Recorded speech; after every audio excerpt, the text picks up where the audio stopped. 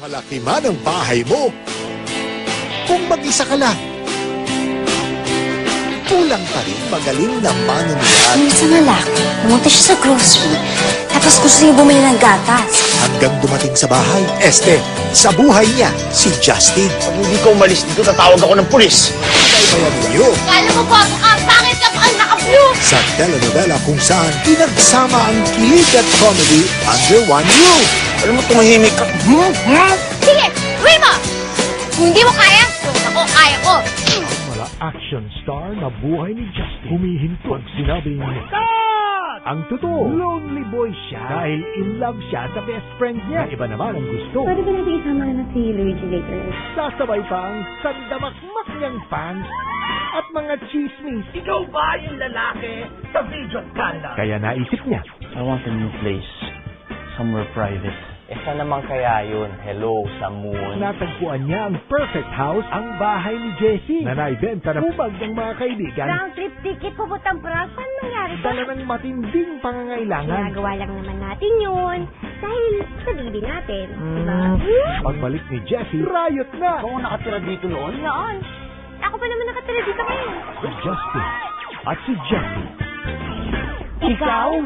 hindi sila bati. Ay! Bahay ko yan! Susukay mo ako! Hindi nila matek ang isa't isa. Sinungaling ka! Manloloko! Anong gagawin mo ngayon? Ano pakialam mo? Paano kaya magkakasundo ang dalawang taong hindi magkasundo? Magsasamang muli bilang Justin at Jessie. The romantic comedy kung saan nagsama-samang isang all-star cast sa iisang bubong. Pasok na!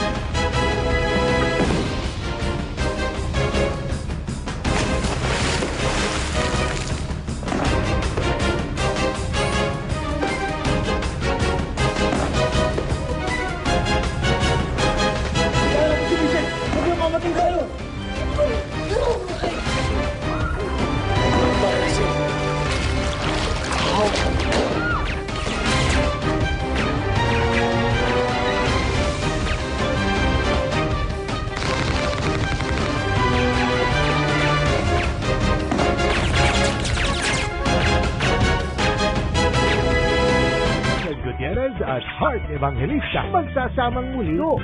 E di, isira sila sa isang full house ngayong Nobyembre na sa GMA Telebaba.